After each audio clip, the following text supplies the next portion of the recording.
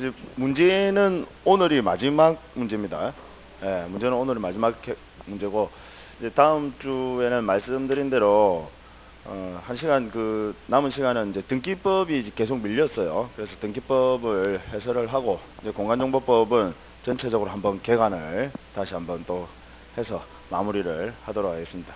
이제 빨리 끝나나고는 이번 주에 종강이에요. 그래서 저도 이제 조금, 예, 마음이 이래 좀 착잡한 마음이 들기는 마찬가지입니다. 그죠? 이제 시험도 얼마 안 남았고, 여러분들 상당히 많이 부담감도 많이 느끼시죠.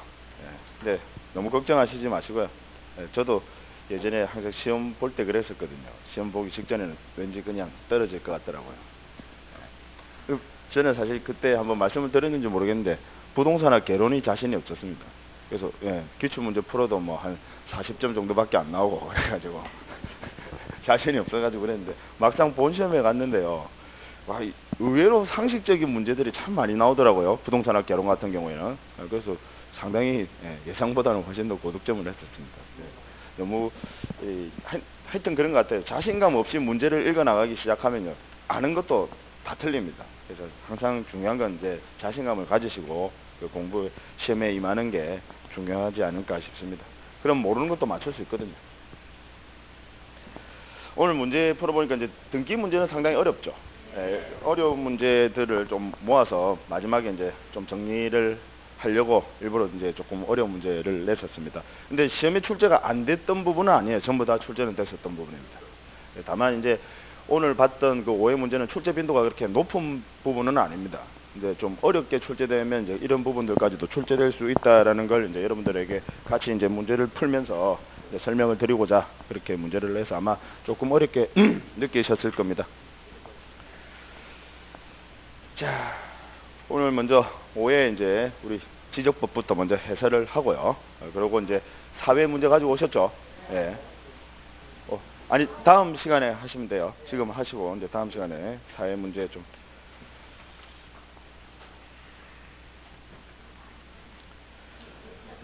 예? 답을 불러달라고요. 답은 나중에 하도록 하겠습니다. 지금 그냥 해설을 해 나가면서 그냥 그렇게 할게요. 여러분들이 한번 찾아보시고 공부도 한번 해보세요. 자, 5회 1번 문제입니다. 지적 측량에 관한 설명으로 틀린 것은 1. 경계복원 측량과 지적 현황 측량을 하는 경우에는 필지마다 면적을 측정하지 아니하고 측량 성과에 대해서 검사하지 아니한다. 중요하죠. 시험에 자주 출제되는 부분입니다. 경계복원 측량과 우리 지적 측량하면 총 실시 사유가 13가지가 있습니다. 그 13가지 이제 법에서 열거하고 있어요. 13가지인데 그 13가지 중에서 경계복원 측량하고요, 현황 측량은 지적 공부의 내용이 달라지는 것이 아닙니다. 이미 지적 공부는 완성이 되어 있고요. 경계복원 측량은 이미 지적 공부에 완성이 되어 있는 그 경계점을 현실의 토지 위에 복원하기 위해서 역으로 하는 측량을 경계복원 측량이라고 합니다. 따라서 공부의 내용이 달라지는 것이 아니기 때문에 별도로 면적 측정하지 아니하고요, 검사받지 않는다는 거. 그래서 현경은 게을러서 아무것도 안 한다라는 말씀드렸었죠. 그래서 1번은 옳은 지문이네요. 그 다음 동그라미 2번 보시면 토지 소유자 등 이해관계인은 지적 측량을 할 필요가 있는 경우에는 측량 수행자에게 지적 측량을 의뢰하여야 한다. 맞죠? 이 부분을 소관청에 의뢰하여야 한다 해서 틀린 지문으로 만들어 놓기도 합니다. 그래서 측량 의뢰는 수행자에게 의뢰하는 것이지 지적 소관청에 측량 의뢰를 하는 것이 아닙니다. 수행자에게. 지적 측량 수행자는 누구죠? 두 가지인데요. 우리 공간정보법에서 하나는 지적 측량 업자, 하나는 한국국토정보공사. 지적 측량 업자와 한국국토정보공사를 지적 측량 수행자라고 합니다. 그래서 수행자에게 측량을 의뢰하여야 한다. 2번도 옳은 지문이고요. 그 다음 3번 지적 측량 수행자가 지적 측량 의뢰를 받은 때에는 측량 기간, 측량 일시 및 측량 수수료, 요 뭐 세 가지를 암기하실 필요는 전혀 없어요. 수수료 등을 기재한 지적 측량 수행 계획서, 이 부분은 좀 기억을 해 두셔야 되죠. 지적 측량 수행 계획서를 작성해서 신청 그 다음 날까지 지적소관청에 제출하는 겁니다. 자, 그러면 우리가 이제 지적측량 의뢰는 지적측량 수행자에게 하면 수행자는 의뢰를 받은 그 다음 날까지 지적측량 뭐 일시, 기간, 수수료 등을 작성한 수행 계획서를 작성해서 다음 날까지 지적소관청에 제출한다. 이걸 또 지적소관청을 시도지사로 바꿔서 틀린 지문으로 만들어 놓기도 합니다. 아시겠죠? 지적소관청에 제출한다. 그 다음 동그라미 4번 보시면 지적측량의 측량기간은 읍면동 구별 없이 5일로 하며 측량 검사기간은 읍면동 구별 없이 4일로 한다. 5일, 4일이 원칙이다 라고 했죠. 5일, 4일로 한다. 다만 지적기준점을 설치하여 측량 또는 측량검사를 하는 경우 지적기준점이 15점 이하인 때에는 4일을, 15점을 초과하는 때에는 4일에, 거기 4일은 15점 이하 4일을 말하는 겁니다. 15점 이하 4일에 15점을 초과하는 4점마다 1일을 더 가산한다라는 거. 역시 4번도 옳은 질문이고요. 이 측량 기간을 물어보는 문제는 거의 매년 시험에 나옵니다. 그래서 꼭 기억해 두셔야 되고, 심지어는 지금 여기 5일, 4일에서 숫자 돼 있는 거 있잖아요. 이거 전부 갈로로 비워놓고 조합 올바르게 연결된 거 찾으라고 나왔던 문제도 있습니다. 그래서 이 부분은 여러분들 철저히 좀 암기를 요하는 부분이에요. 그 다음 동그라미 5번 지적측량 의뢰인과 지적측량 수행자가 서로 협의하여 따로 기간을 정하는 경우에는 그 기간에 따른데, 즉 협의하게 되면 그 협의가 우선한다라는 겁니다. 그 기간에 따르되 전체 기간의 5분의 3은 측량기간, 전체 기간의 5분의 2는 검사기간으로 한다. 5번이 틀렸다 그죠? 전체 기간의 4분의 3, 4분의 1이다라는 거. 작년 26회 때는 전체 기간을 20일로 협의해서 정했다. 그중 검사 기간은 며칠인가 라고 시험에 나왔던 적이 있습니다. 작년에 출제됐던 문제죠. 며칠입니까? 검사 기간은 5일이죠. 충분히 계산하실 수 있겠죠.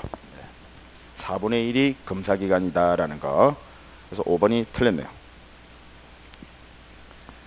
자, 그 다음 문제 2번 지적 측량에 관한 설명으로 틀린 것은 1. 지적 측량 수행자가 지적 측량을 하였으면 시도지사, 대도시시장 또는 지적소관청으로부터 측량 성과에 대하여 원칙적으로 검사를 받아야 한다라는 겁니다. 항상 측량이 끝나면 측량 성과에 대해서 검사받아야 된다라는 거.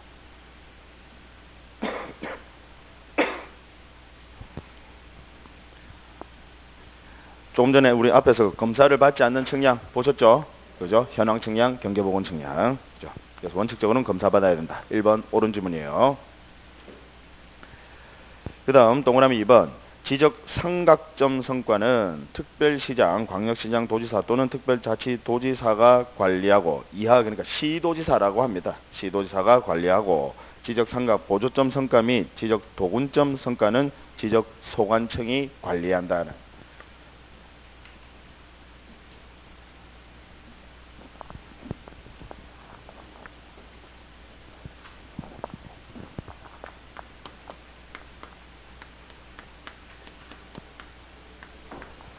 자, 지적 기준점에는 여러분 세 가지가 있습니다. 지적 기준점. 먼저 지적 삼각점이 있고요. 그다음 지적 삼각 보조점이 있습니다. 그다음 지적 도군점, 이 세 가지가 있다. 위로 올라갈수록 좀 더 상위의 기준점입니다. 더 상위의 기준점이고, 이 지적 삼각점 성과는 누가 관리하느냐면 시도지사가 관리합니다. 그 다음 지적 삼각 보조점은요, 지적 소관청이에요.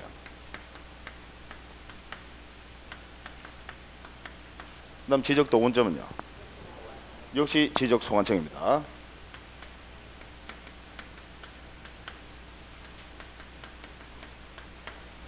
자, 뭐랑 여러분 조금 헷갈릴 수 있느냐면요, 지적 전산 자료 이용입니다. 지적 전산 자료 이용. 그래서 지적 전산 자료 이용은 기억나세요, 여러분?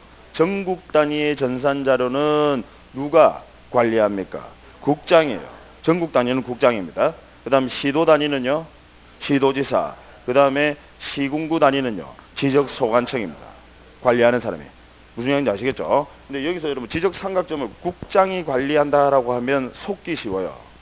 시험에 그렇게 나오면요, 그렇게 잘 나옵니다, 여러분. 지적 삼각점은 국장은 뭐 관리해야 되느냐면 국가 기준점 관리해야 돼요. 국가 기준점. 그래서 지적 기준점은 여러분 국가 기준점보다 하위 기준점입니다. 무슨 이야기인지 아시겠죠? 지적 기준점이라는 것 자체가 국가 기준점을 토대로 잡는 기준점이에요. 그래서 그보다 하위의 기준점입니다. 그래서 국장은 국가 기준점 관리해야 되니까 지적 기준점은 일단 지적 삼각점은 그 밑에 있는 시도지사가 관리합니다. 그 다음에 삼각 보조점과 도군점은 지적 소관청이 관리한다라는 거. 아시겠죠? 네. 자, 그래서 동그라미 2번 다시 보시면 지적 삼각점 성과입니다. 조심하셔야 돼요. 삼각점 성과는 시도지사가 관리하고, 맞아요. 이거 국장이 관리하는 거 아닙니다. 국장으로 바꿔서 틀린 지문으로 나오기도 합니다. 시도지사가 관리하고, 지적 삼각 보조점 성과 및 지적 도군점 성과는 지적 소관청이 관리한다라는 거. 그래서 2번 옳은 지문입니다. 그 다음 동그라미 3번 보시면 지적 측량 기준점 성과 또는 그 측량부를 열람하거나 지적 측량 기준점입니다. 그 열람하거나 등본을 발급받으려는 자는 지적 삼각점 성과에 대해서는 시도지사 또는 지적 소관청에 신청하고, 지적 삼각 보조점 성과 및 지적 도군점 성과에 대해서는 지적 소관청에 신청하여야 한다. 3번 역시 옳은 질문입니다. 우리 전산자료 이용할 때도 똑같은 시스템이죠. 자, 지적 삼각점 성과 관리는 여러분, 관리는 누가 합니까? 관리는 시도지사가요. 관리는 시도지사가 하는데 여기에서 열람이나 등본 발급 신청할 때는요, 시도지사는 관리권자니까 당연히 들어가는 겁니다. 그 다음 바쁘시잖아요. 그 밑에 누구도 있습니까? 지적 소관청. 따라서 지적 소관청에도 얘한테도 열람 신청할 수 있다라는 거죠. 내용 이해하시겠죠? 전산자료 이용이랑 똑같은 시스템입니다. 그거랑 여러분 헷갈릴 수 있으니까 좀 구별하셔야 돼요. 관리는 시도지사가 관리하는데 열람 신청할 때는 시도지사는 물론이고 거기에 대해서 그 다음 지적 소관청에도 열람 신청할 수 있다라는 거. 자, 그래서 3번에 동그라미 3번에 두 번째 줄 보시면 지적 삼각점 성과에 대해서는 시도지사 또는 지적 소관청에 신청하고, 삼각 보조점 성과 및 지적 도군점 성과에 대해서는 지적 소관청에 신청하여야 한다. 맞죠? 전산자료 이용과 좀 비교를 하시기 바랍니다. 이게 정리 안 해놓으면 시험장에 가면 상당히 헷갈립니다. 지적 전산자료 기억나시죠, 여러분? 전산자료는 전국 단위는 국장에서, 자, 관리권자는 국장인데 지적 전산자료 열람 승인권자입니다. 승인은 누구에게도 할 수 있습니까? 국장 이하 시도지사, 지적소관청. 기억나시죠? 그 다음에 시도 단위는요, 시도지사, 관리권자는 시도지사잖아요. 그 다음에 승인권자는요, 시도지사 이하 지적소관청도 들어간다는 거. 똑같은 시스템입니다. 다만 지적 삼각점에 시도지사가 관리권자지 국장이 관리권자가 아니다라는 거. 그 점 좀 조심하셔야 돼요. 자, 그 다음 동그라미 4번. 지적 측량 수행자가 타인의 의뢰에 의하여 지적 측량을 함에 있어서 고의 또는 과실로 지적 측량을 부실하게 함으로써 지적 측량 의뢰인이나 제3자에게 재산상의 손해를 발생하게 한 때에는 지적 측량 수행자는 그 손해를 배상할 책임이 있다. 맞아요. 손해배상 책임의 주체 줄쳐놓으세요, 여러분. 지적 측량 수행자입니다. 지적 측량 수행자는 그 손해를 배상할 책임이 있다. 그 다음 동그라미 5번.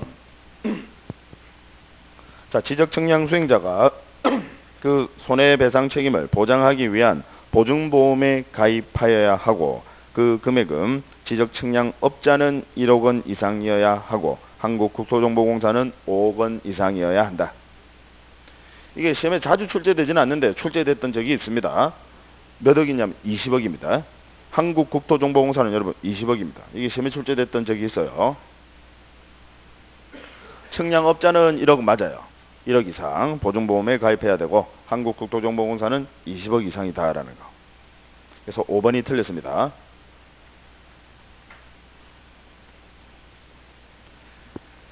그 다음 문제 3번. 지적 측량을 하여야 하는 경우가 아닌 것은, 지적 측량과 관련해서는 출제 비중이 가장 높은 부분이 어디냐면 지적 측량 실시 사유를 물어보는 문제가 가장 출제 비중이 높습니다. 측량 기간하고 거의 매년 시험에 나와요. 지적 측량이 나오면 측량을 실시해야 되는 사유에 해당되지 않는 것 찾으라 이 말이에요. 문제 3번이 지적 측량 실시 사유가 아닌 것 찾으라라는 겁니다. 그래서 우리가 실시 사유 13가지를 암기를 해두시면 제일 좋아요. 기검, 복신점, 분해, 축, 정확, 재경현 해서 13가지거든요. 그거 암기해 두시면 제일 좋은데, 물론 암기를 하지 않더라도 여러분들은 이제 충분히 측량에 대한 이해가 있으시기 때문에 충분히 풀 수는 있습니다. 자, 먼저 동그라미 1번을 한번 보도록 하겠습니다. 자, 소유권 이전이나 매매 등을 위해서 분할하려고 합니다.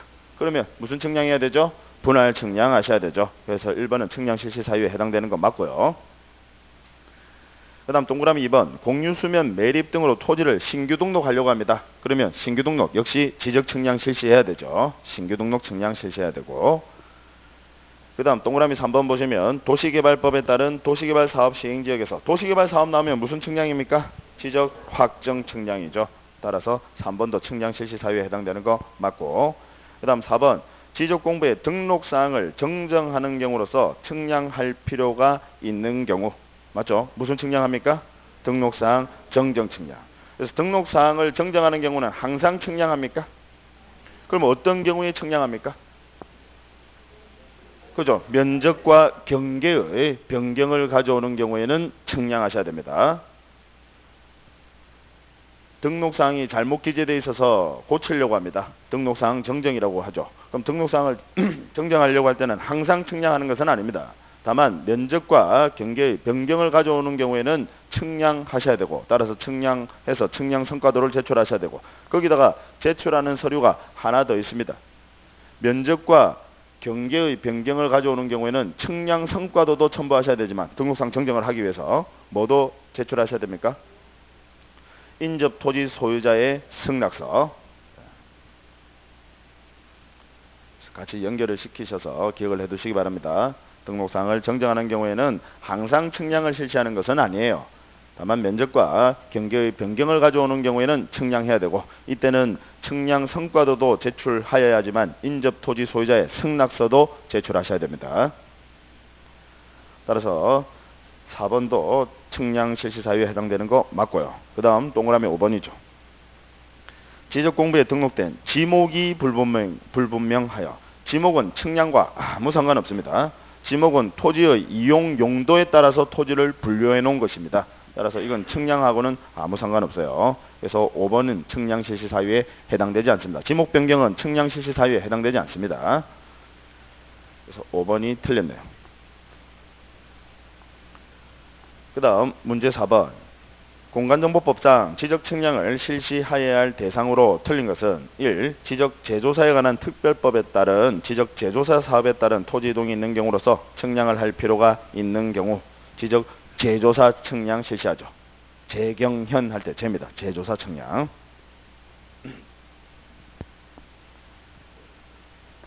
그 다음 동그라미 2번. 지적 측량 수행자가 실시한 측량 성과에 대하여 지적 소관청이 검사를 위해 측량을 하는 경우 검사 측량이죠. 검사 측량, 측량 실시 사유에 해당되고, 그 다음 동그라미 3번. 연속 지적되어 있는 경계점을 지상에 표시하기 위하여 측량을 하는 경우 측량 실시합니까? 3번은 왜 측량을 실시하지 않죠? 연속 지적도이기 때문에 그렇습니다. 연속 지적도 때문에 틀린 거예요. 연속 지적도는 측량에 활용할 수 없습니다. 그래서 틀린 거예요. 연속이란 말을 빼면 3번은 옳은 지문입니다. 3번도 측량 실시 사유에 해당돼요. 무슨 측량입니까? 경계복원 측량이죠. 무슨 양인지 아시겠죠? 3번 조심하셔야 됩니다. 그냥 간과하기 쉬워요. 지적도에 있는 경계점을 지상에 표시하기 위해 측량을 하는 경우, 그때는 측량 실시 사유 맞습니다. 경계복원 측량입니다. 다만 이 3번이 지금 틀린 이유는 연속 지적도이기 때문에 틀렸습니다. 연속 지적도는 측량에 활용할 수 없다라는 거. 그래서 3번 틀렸습니다. 그 다음 4번. 지상 건축물 등의 현황을 지적도 및 임야도에 등록된 경계와 건축물의 현황입니다. 나오면 현황 측량이죠. 현황 측량. 4번도 측량 실시 사유에 해당되고, 그 다음 동그라미 5번. 도시 및 주거환경정비법에 따른 정비사업 시행지역에서 역시 토지개발사업입니다. 정비사업도 여러분 토지개발사업이에요. 자, 그래서 정비사업 시행지역에서 토지 이동이 있는 경우로서 측량을 할 필요가 있는 경우 역시 지적 확정 측량 실시합니다.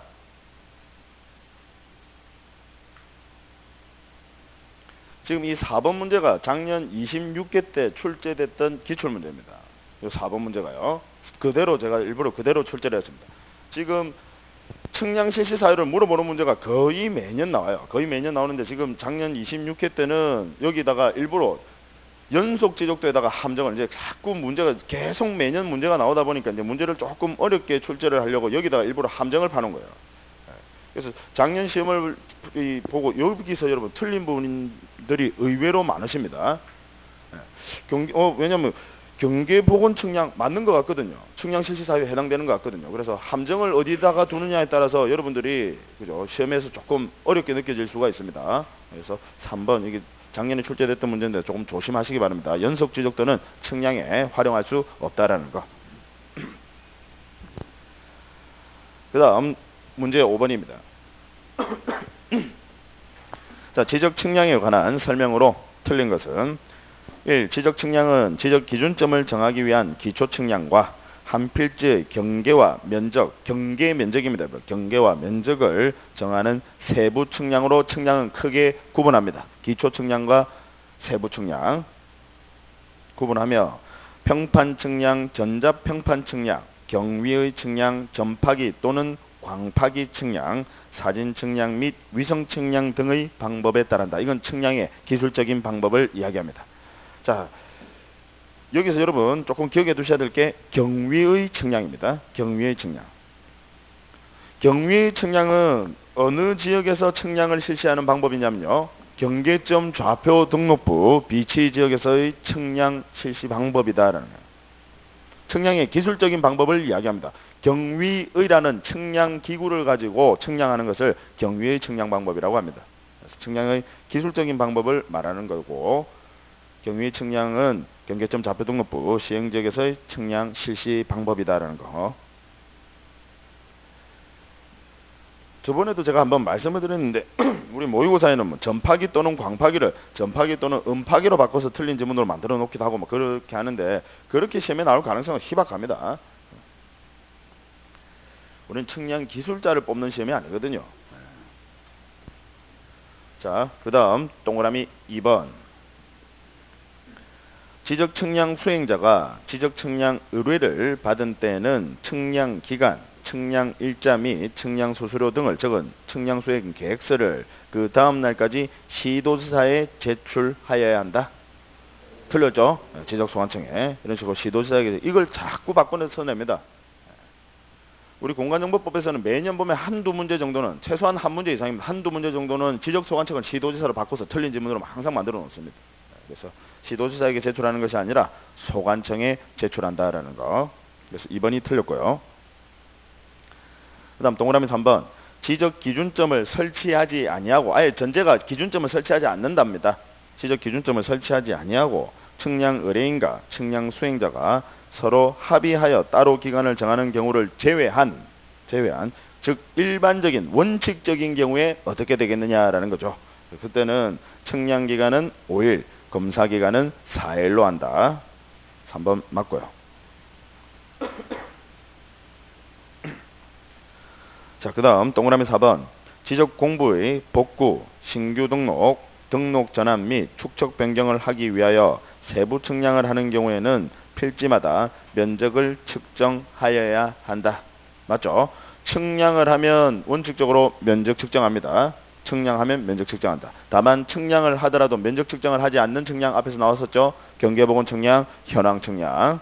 측량을 하게 되면 원칙적으로 도면 그리고요. 도면 그리면 도상의 면적을 측정해서 측정합니다. 그래서 대장의 면적을 등록하는 거죠. 그 다음 동그라미 5번. 지적 기준점 측량의 절차는 자, 지적 기준점을 설치하기 위해서 측량을 할 때는 먼저 계획을 수립하고 항상 어디 나가려면 계획부터 수립해야 되죠. 계획 수립하고 그 다음 준비 및 현지 답사를 하고 그다음 선점 및 조표. 선점이라고 하는 것은 기준점, 여러 가지 있는 기준점들을 정하는 겁니다. 선택한다 이 말이죠. 그걸 선점이라고 합니다. 선점. 그다음 조표라는 말은 기준점을 정해서 표시하는 것을 조표라고 합니다. 그래서 선점 및 조표하고 그다음에 관측 및 계산, 관측 및 계산. 구체적으로 측량 들어간다 이 말이죠. 관측 및 계산과 그 성과표 작성 순서에 따른다라는 거. 5번 맞죠?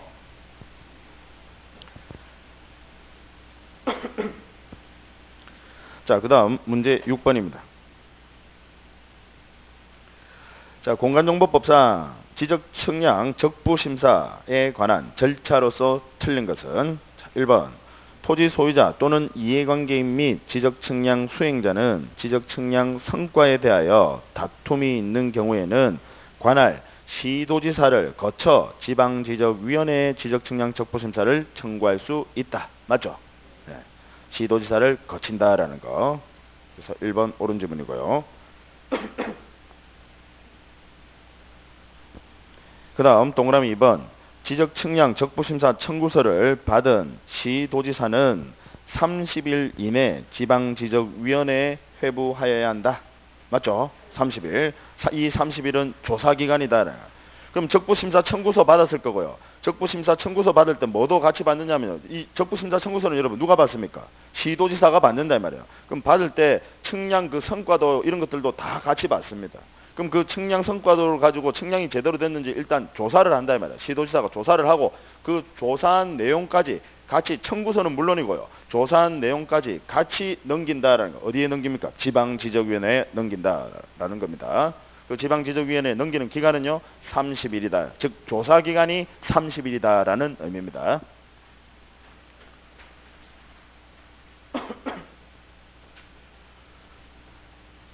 그 다음 동그라미 3번 3번 지적측량 적부심사 청구서 등을 회부받은 지방지적위원회는 그날부터 원칙적으로 90일 이내 심의 의결한다.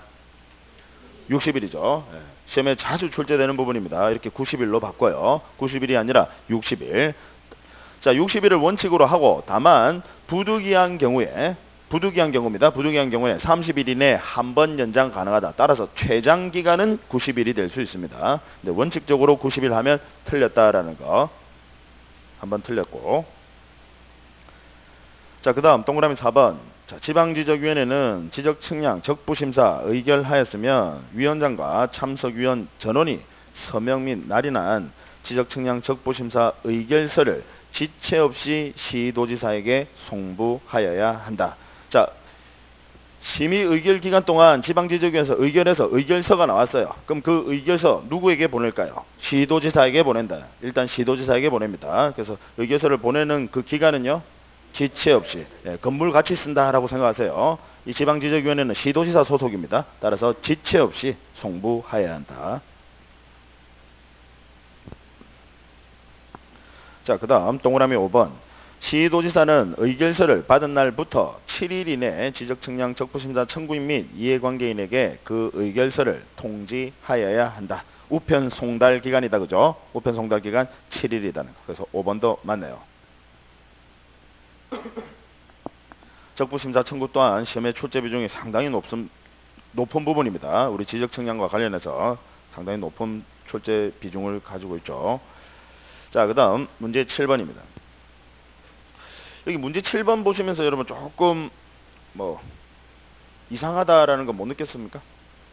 느꼈어요? 네, 느끼셔야 정상입니다. 자, 7번 보세요. 자, 공간정보법상 지적측량 적부심사에 관한 절차로서 틀린 것은 자, 동그라미 1번 보시면 시도지사로부터 의결서를 받은 지방지적위원회의 의결에 불복하는 경우에는 그 의결서를 받은 날부터 90일 이내 국토교통부 장관에게 재심사를 청구할 수 있다. 1번 맞습니까? 여기 1번 부분을 근데 여러분 조금 조심하셔야 됩니다. 지금 최근까지도 나온 문제 중에서 제가 왜 일부러 이 부분을 안 바꾸고 그대로 출제를 했느냐면요. 지금 최근까지도 이 부분을 옳은 지문을 해서 출제한 문제들이 많아요. 무슨 이야기냐면요. 자, 재심사 청구는 일단 누구에게 제출합니까? 아니, 재심사 청구는요. 국장에게 제출합니다. 그래서 이 부분을 꼭 틀렸다라고 볼 수는 없어요. 그래서 지금 이 각각 좀 이 혼란이 있습니다. 이제 사실 이 혼란이 왜 있게 됐느냐면요. 과거에 우리 공간정보법이 개정이 되기 전에는 법에서 명시적으로 뭐라고 돼 있었냐면 국장에게 재심사 청구할 수 있다 이렇게 돼 있었습니다. 근데 공간정보법으로 현재 개정이 되면서 이걸 재심사 청구를 국장에게 국장을 거쳐서 중앙지적위원회에 재심사 청구할 수 있다라고 그렇게 법 규정을 바꿨어요. 근데 사실 그 법 규정의 의미가 그전에는 그럼 중앙지적위원회에서 재심사를 안 했느냐? 그거 아니에요. 그전에 절차랑 달라진 것은 하나도 없습니다. 무슨 얘기인지 아시겠죠? 법 규정만 그렇게 개정을 했는데 이 개정된 규정 가지고 일부러 이걸 틀린 문제로 만들어 놓은 출제자들도 있고요. 그 다음 이걸 그냥 그대로 여전히 맞는 지문으로 하는 그런 출제자들도 있습니다. 이 부분이 좀 혼란스러우니까 만약에 본 시험에서 이렇게 나왔다라고 하면 상대적으로 판단할 수밖에 없습니다. 항상 객관식 시험은 그래요. 객관식 시험에서 뭐 하나 흠잡기 시작하면요. 사실 틀린 지문 찾아내려면 억지로 찾아낼 수 있어요.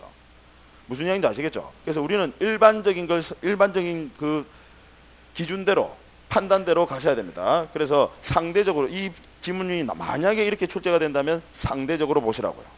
더 틀린 지문이 있으면 더 틀린 지문을 체크하셔야 돼요. 그래서 제가 일부러 안 바꾸고 그대로 출제를 했습니다. 다 출제됐던 지문들입니다. 무슨 얘기인지 아시겠죠?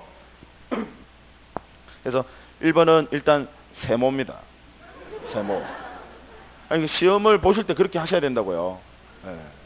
괜히 여러분 정답 시비에 휘말려가지고 불안에 떨실 필요 뭐 있습니까? 그 정답이 최종적으로 이의신청을 하거든요. 이의신청을 하면 받아줄 수도 있고 안 받아줄 수도 있는데 괜히 여러분들 그게 휘말리실 필요는 없지 않습니까? 일부러. 예. 90일 이내에 국토교통부 장관에게 재심사를 청구할 수 있다라고 하면 사실 이걸 그냥 명백히 틀린 지문으로 보기는 어렵습니다.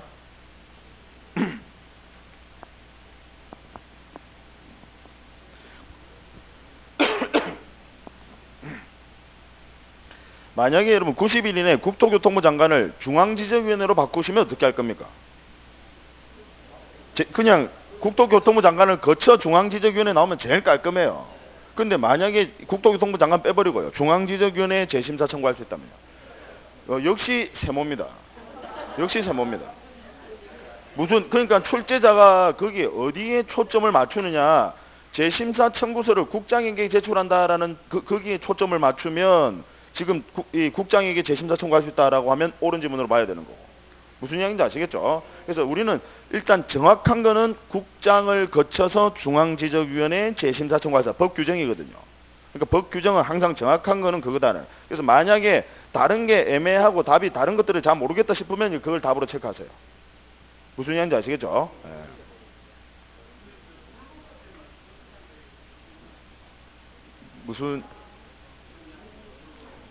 뭐를 말씀하시는 거죠? 재심사 청구 말씀하시는 겁니까? 예. 거기도 지금 현재는 마찬가지로 시도지사를 거쳐 지방지적위원회에 심사 청구할 수 있다라고 법이 그렇게 규정이 바뀌었습니다. 시도지사를 거쳐 지방지적위원회에 심사 청구할 수 있다라고 규정이 그렇게 되어 있습니다. 그러니까 그것도 이제 여러분들이 상대적으로 판단하실 수밖에 없어요. 그러니까 일단 정확한 것만 기억해 두세요. 1심도 시도지사를 거쳐 지방지적위원회. 왜? 앞부분 한번 보세요. 6번에 동그라미 1번 지문요. 6번에 1번.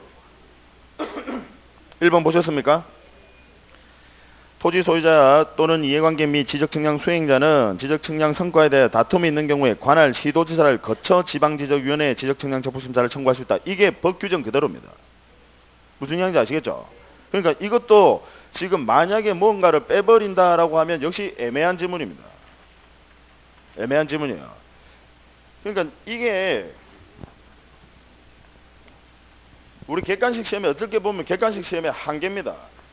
왜? 등기도 여러분 이의신청 있잖아요. 등기에서도 등기관의 처분에 대해서 이의신청할 수 있지 않습니까? 그때 이 이의신청은 어디에 합니까? 이의신청은 만약에 이의신청은 관할 등기소에 이의신청하여야 한다 하면요. 그때는 틀린 지문으로 보는 게 맞아요. 물론 거기도 여러 가지 그죠 의문의 여지는 있습니다. 근데 이 신청은 어디에 하느냐? 관할 지방법원에.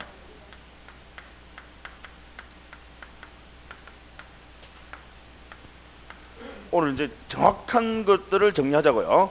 이 신청은 관할 지방법원에 해야 한다 하면 옳은 지문입니다. 이게 법 규정 그대로입니다. 이 신청은 관할 지방법원에 해야 된다. 등기소에 하는 거 아니다 말이죠. 근데 이 신청서는요. 이 신청서는 등기소에 제출해야 됩니다. 관할 등기소에.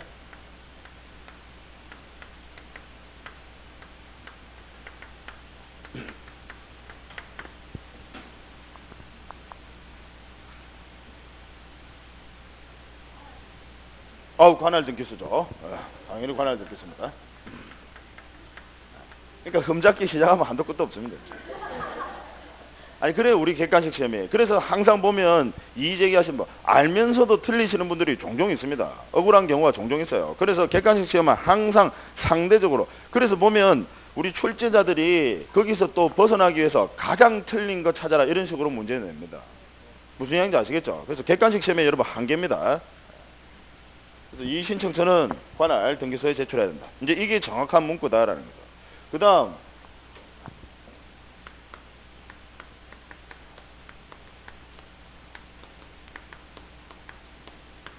적부심사 청구인데요. 적부심사 청구는 자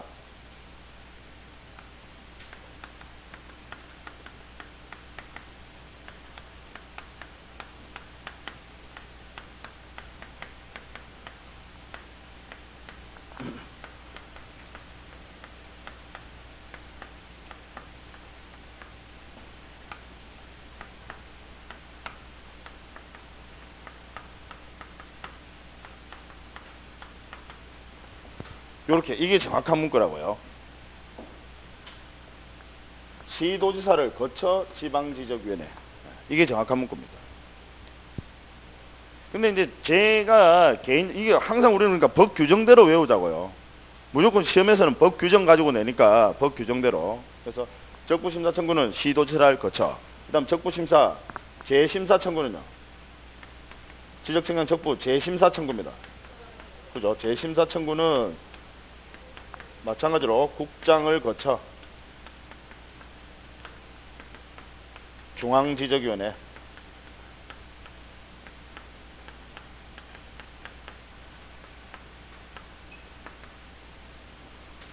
국장을 거쳐 중앙지적위원회 이게 이제 정확한 문구입니다. 그러니까 항상 우리는 정확하게 일단 기억을 해 두시고 근데 제 개인적인 생각으로는 우리가 등기에 있어서 이의신청, 등기관은 자기가 뭔가 조사를 하고 한 그런 권한이 없거든요. 그래서 등기는 이의신청은 관할 지방법원에 해야 한다, 해야 옳은 지문이고요.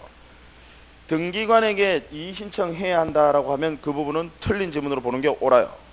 무슨 얘기인지 아시겠죠? 근데 지금 여기 이 부분은 시도지사에게 우리가 심사를 청구하면 시도지사에게 뭔가 권한이 있느냐? 있거든요. 무슨 권한이 있습니까? 조사할 권한이 있어요. 그래서 절대로 바로 지방지적위원회로 갈 수가 없는 겁니다. 무슨 얘기인지 아시겠죠? 그래서 이런 경우에는 적부심사 청구는 시도지사에게 적부심사 청구할 수 있다라고 하면 사실 제가 봤을 때는 옳은 지문으로 보셔야 돼요. 무슨 얘기인지 아시겠습니까? 제 이야기 무슨 얘기인지 아시겠어요? 그러니까 정확하게는 이건데요. 만약에 시도지사에게 심사 청구해야 한다라고 하면 그건 제가 봤을 때는 옳은 지문으로 보는 게 맞아요. 근데 상대적으로 볼 수밖에 없다라는 거죠. 왜냐하면 이때는 시도지사에게 권한이 있으니까 조사 권한이 있거든요. 이 등기랑은 달라요. 등기는 등기에 대해서 이의신청하게 되면 등기관이 뭔가 조사할 권한이 있냐? 그런 권한은 없습니다. 그래서 권한은 없어서 이의신청서만 등기소에 제출할 뿐이지 그 제출하게 되면요. 등기관이 이제 이렇게 왜 등기소를 거쳐서 제출하도록 하느냐면 그 이의신청서를 받아보고 뭔가 내가 잘못한 게 있구나 라고 하면 관할 지방법원에 넘기지 않고요. 그냥 자기가 그 이의신청인의 말을 들어줍니다. 무슨 얘기인지 아시겠죠? 그래서 이의신청서를 등기소에 제출하도록 하는 겁니다. 만약에 등기관이 각하를 내버렸어요. 그럼 거기에 대해서 이의신청했다. 근데 그날 분명히 등기 신청 들어왔을 때는 내가 컨디션이 별로 안 좋아서 이거 받아주기 싫었는데 오늘 보니까 이거 받아주는 게 맞더라 이 말입니다. 그러면 수리할 수도 있어요. 그러면 더 이상 관할 지방법원으로 안 보냅니다. 이 신청서를. 무슨 이야기인지 아시겠죠? 그런데 지금 지적의 경우에는 적부심사 청구의 경우에는 시도지사나 국장은 조사 권한을 가집니다. 조사 권한을 가지기 때문에 그냥 국장에게 제출해야 하는 재심사 청구 국장에게 제출해야 된다면 오히려 상대적으로는 옳은 지문으로 보는 게 옳습니다. 무슨 얘기인지 아시겠죠? 다만 이제 그 부분은 상대적으로 하실 수밖에는 없다라는 거. 그래서 그 점을 조금 강조드립니다. 그래서 우리는 일단은 정확하게 기억해 두자고요. 정확하게는 1번 지문도 조금 오류는 있습니다. 자, 그 다음 동그라미 2번. 재심사는 심사 절차를 준용한다. 맞아요. 재심사는 심사 절차를 준용한다. 1심 절차를 준용한다라는 것이고, 그 다음 동그라미 3번. 중앙지적위원회로부터 의결서를 받은 국토교통부 장관은 그 의결서를 관할 시도지사에게 송부하여야 한다. 맞죠? 중앙지적위원회에서 2심 의결서가 나오면 국장에게 지체 없이 송부합니다. 그러면 우리 국장은 그걸 가지고 있다가 자기가 바로 청구인에게 송부하는 것이 아니라 시도지사에게 일단 송부한다는 거. 시도지사에게 송부해야 된다. 3번 맞고. 그 다음 동그라미 4번.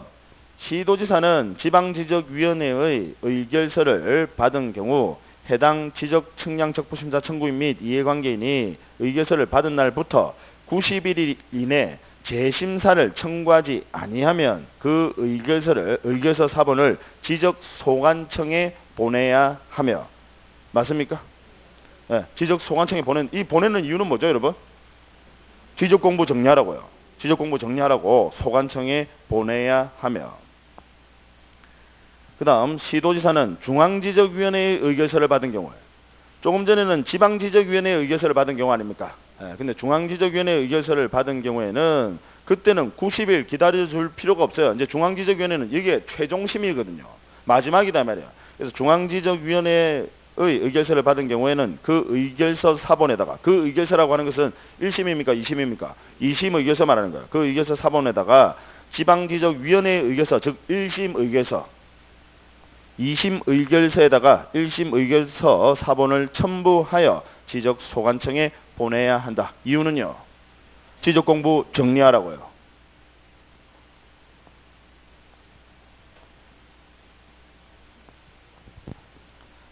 (4번도) 맞고. 그 다음 동그라미 5번. 지방지적위원회의 의결이 있은 후 90일 이내 재심사를 청구하지 아니하거나 중앙지적위원회의 의결이 있는 경우에도 해당 지적측량 성과에 대하여 다시 지적측량 적부심사를 청구할 수도 있다. 없죠? 더 이상은 불복 절차가 없습니다. 이렇게 확실하게 틀린 지문이 있으면 이걸 답으로 체크하셔야 됩니다.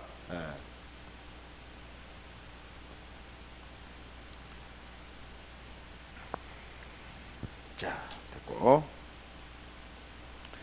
그 다음 문제 8번.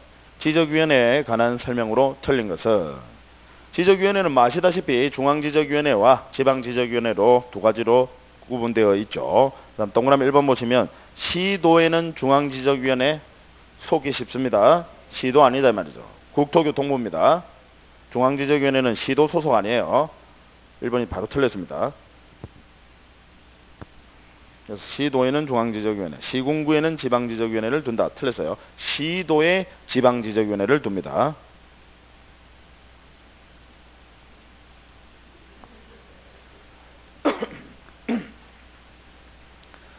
자, 그 다음 동그라미 2번. 지방지적위원회는 지적측량에 대한 적부심사 청구사항을 심의 의결한다. 맞죠? 의결까지 합니다. 그 다음 동그라미 3번. 중앙지적위원회의 위원장 및 부위원장을 제외한 위원의 임기는 2년으로 한다. 맞아요. 위원의 임기는 2년. 그 다음 동그라미 4번.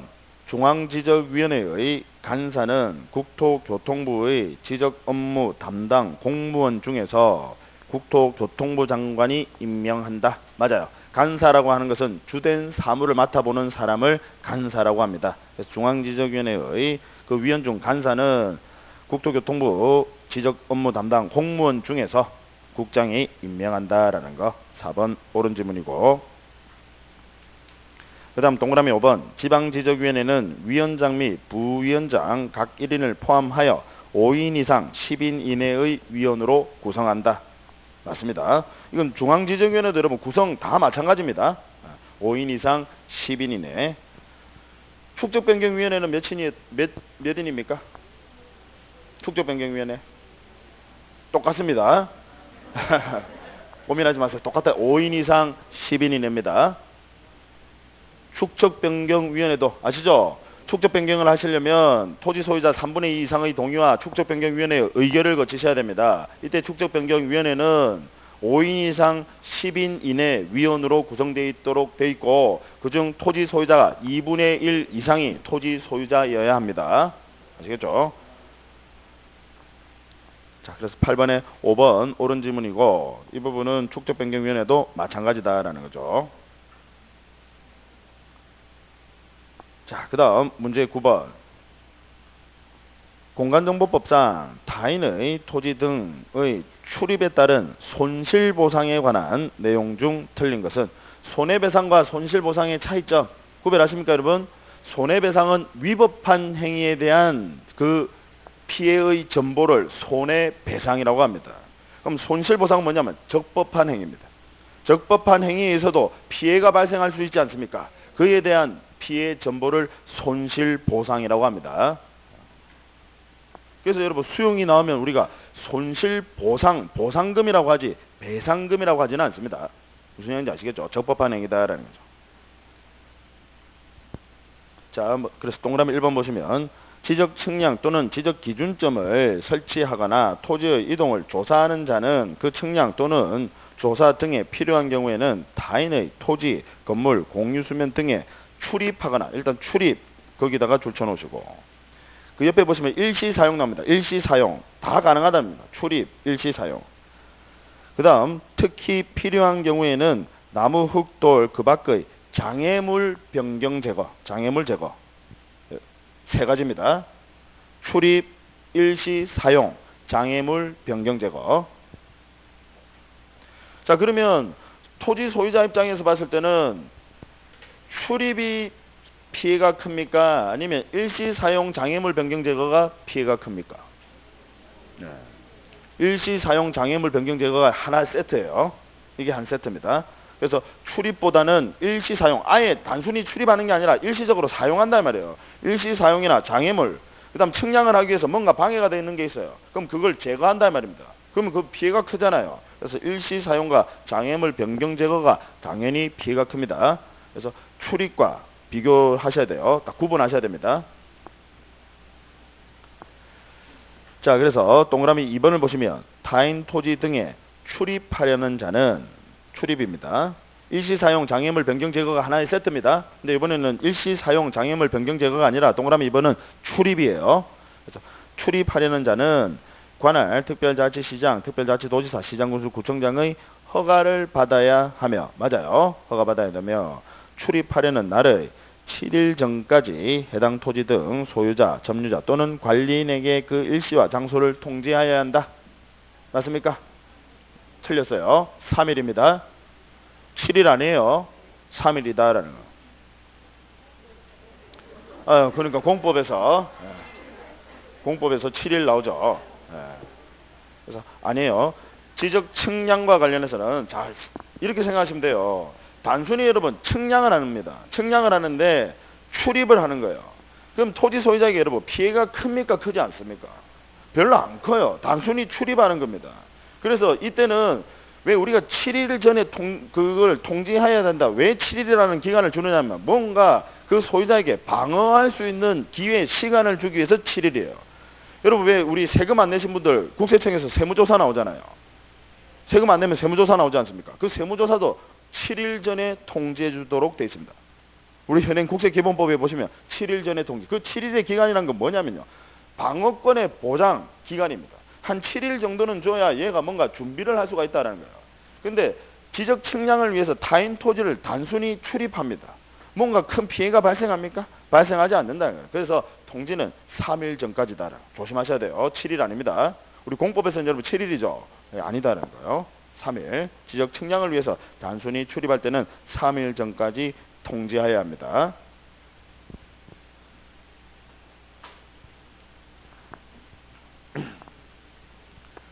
자, 그 다음 공법에서 여러분 7일은 어디에서 7일 나오는입니까? 7일 전까지 통지. 네. 숫자만 그냥 7일, 하여튼 뭐 7일 전에, 네. 뭔지는 잘 모르시겠고. 한번 찾아보세요. 찾아보시고, 아마 저도 제 기억으로 거기 국계법에서 규정이 있었던 걸로 기억을 하는데,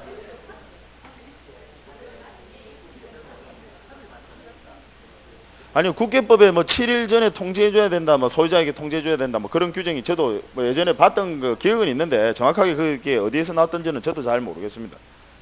어쨌든 우리 지금 지적 측량을 위해서 타인 토지를 출입할 때는 3일 전까지 통지입니다. 그래서 2번이 틀렸고요. 그 다음 동그라미 3번. 위 이의 경우에 행정청인자는 허가를 받지 아니하고 타인 토지 등에 출입할 수 있다. 맞아요. 단순히 타인 토지를 출입할 때 행정청인자는 허가받을 필요 없다라는 거.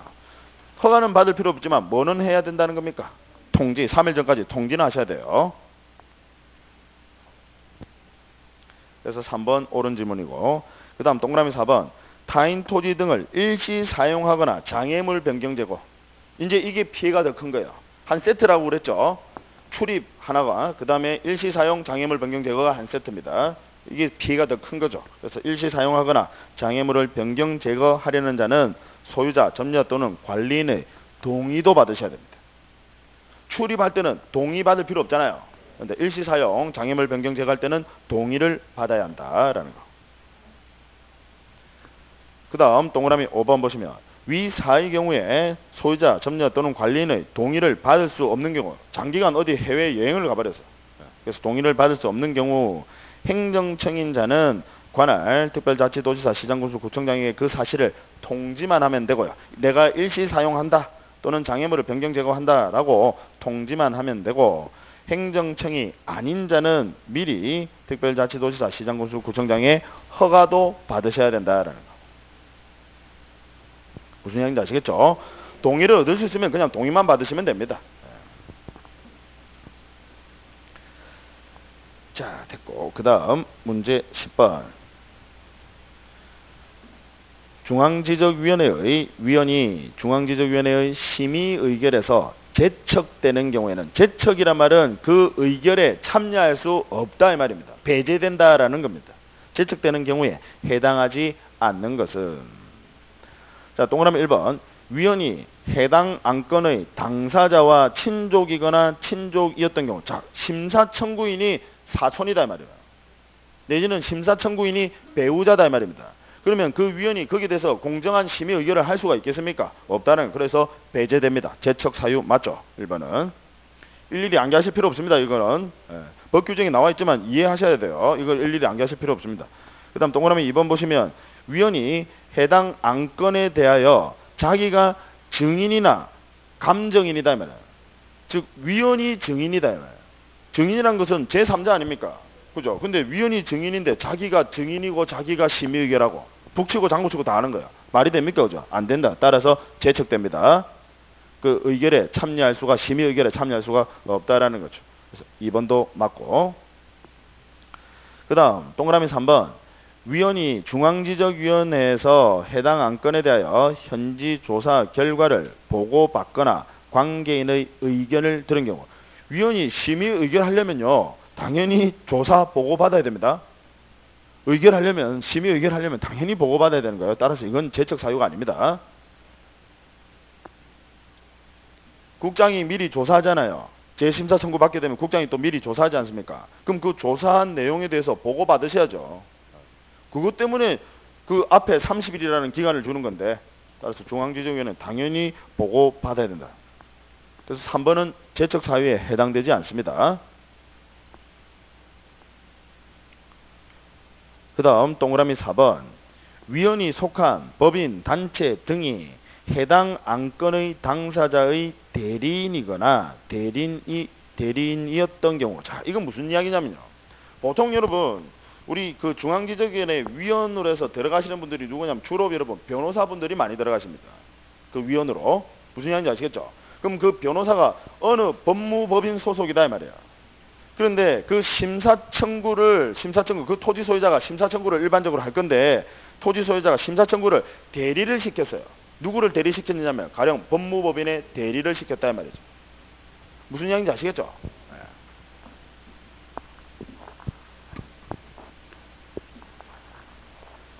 자, X라는 토지가 있는데요. 여기 토지에 가령 소유자가 여러분 갑이다 이 말이죠. 근데 측량을 했어요. 근데 이 측량 결과에 대해서 얘가 불복한다 이 말입니다. 따라서 얘가 이제 심사 청구를 하려고 합니다. 근데 바쁘다 이 말이에요. 바빠서 얘가 가령 김앤장이라는, 잘 아시죠? 김앤장이라는 현재 우리 대한민국에서. 근데 김앤장은 제가 알기로는 지금은 바꿨는지 모르겠습니다. 최근까지는 김앤장은 법무법인은 아닙니다. 여기는 법무법인은 아니에요. 여기는 이 합동사무소입니다. 근데 우리나라에서 이제 규모는 이제 제일 크죠. 가령 뭐 김앤장 소속의 변호사 A라는 사람이, 무슨 이야기인지 아시겠죠? 요 A라는 사람이 우리 바쁘니까 김앤장 소속의 A라는 사람이 대리인이다 이 말. 심사 청구를 얘가 이제 대리한다 이 말입니다. 그러면 자, 김앤장이 대리를 하게 되면 얘가 여러분 대리인입니다. 가령 여기 소속 변호사예요. 얘가 실질적으로 그 업무를 담당한다 이 말입니다. 무슨 이야기인지 아시겠죠? 대리는 이제 김앤장에게 맡겼는데 김앤장에서 이제 지정한 변호사가 이제 A다. 자기 소속 변호사 A가. 근데 이 A가 위원으로 들어가 있다며. 중앙지적위원회 그 위원으로 들어가 있단 말입니다. 그러면 역시 자기가 대리인이나 마찬가지 아닙니까? 그럼 공정한 심사 할 수 있겠습니까? 못한다 말이죠. 그래서 역시 제척됩니다. 안 된다라는 겁니다. 자, 동그라미 4번이 여러분 그 이야기입니다. 다시 한번 보시면 위원이 속한 그 지적위원 가령 A다 이 말이죠. 그 위원이 속한 법인이나 단체 등이, 즉 법인 이야기하는 겁니다. 법무법인. 그 법인 단체 등이 해당 안건 당사자의 대리인이거나, 무슨 이야기인지 아시겠죠? 심사청구인이 그 김앤장에 맡겼다 이 말이에요. 그러면 거기 있는 변호사, 즉 그 사람도 심의 의결할 수가 없다라는 거죠. 그래서 제척된다라는 거. 그 다음 동그라미 5번. 자, 위원이 배우자이었던 사람이에요. 위원의인데 이게 좀 오타가 났네요. 위원의 배우자이었던 사람이 해당 안건의 당사자와 공동권리자 또는 공동의무자인 경우. 자, 무슨 이야기냐면요. 심사청구인이 자기 배우자다 이 말입니다. 뭐라고요? 예? 이었던 사람도 마찬가지입니다. 이었던 사람도 가령 이제 이었던 사람이면 믿겠죠? 무슨 이야기냐면요. 자, 자기의 배우자이었던 사람이, 배우자이면 당연히 안 되고요. 배우자이었던 사람이 심사청구인이다 이 말이에요. 그러면 배우자이었던 사람이란 말은 무슨 말입니까, 여러분? 이혼했단 말이에요. 그러면 어쨌든 봐주든지 아니면 더 미워서 둘 중에 하나 아니겠습니까? 예. 불공정한, 그죠? 공정한 그 심의 의결을 기대할 수가 없습니다. 그래서 이었던 사람도 안 된다는.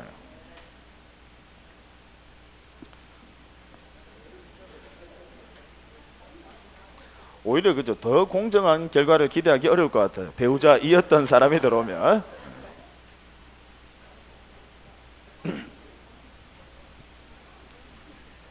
이거 예전에 어느 시험인지는 제가 정확한 기억이 안 나는데 법원 공무원 시험에서 나왔던가 했는데, 예전에 조금 이게 어렵게 나왔던 게 고등학교 동창이었던 사람이, 이제 이거 말고 민사소송에 있어서 서로 고등학교 동창지간이다 이 말이야. 그 동창지간이 판사인데 그 판사는 그 판결에서 제척되느냐, 제척되겠습니까? 고등학교 동창? 네. 그 동창은 제척 사유 아닙니다. 그게 예전에 법원 공무원 시험인가 한번 나왔던 적이 있어요. 제 기억으로는 왜 우리 법원 9급 공무원 시험 있죠? 그 법원 공무원 시험에 이제 그런 문제가 한번 나왔던 적이 있습니다. 제가 예전에 이제 민사소송 이제 실무 강의를 하다 보니까 이제 그런 것들도 쭉 이렇게 참고 자료로 해서 보고 했었는데, 그때 보다 보니까 이제 그런 게 시험에 나왔던 적이 있더라고요. 고등학교 동창은 재적 사유는 아닙니다. 다만 기피 신청을 할 수는 있습니다. 무슨 얘기냐면, 나 이 사람한테 서로 간에 원고하고 판사하고 동창입니다. 나는 피고인데요, 나 이 재판 못 받겠다 이 말이야. 둘이서 판결 끝나고 나니까 둘이서 식사하러 가더라 이 말입니다. 그러니까 피고는 나 이 판결 못 받겠다 그러면 기피 신청을 할 수는 있습니다. 다만 법에서 아예 제한되는 재척 사유는 아니다라는, 그게 이제 시험에 나왔던 적이 있습니다. 어떤 의미인지 아시겠죠? 자, 그래서 동그라미 5번 역시 공동권리자 또는 공동의무자인 경우에는 배우자이었던 사람이 역시 공정한 결과를 기대하기 어렵다라는 거죠. 그래서 재척된다라는 거. 예, 좀 쉬었다 하죠. 10분 쉬었다 하도록 하겠습니다.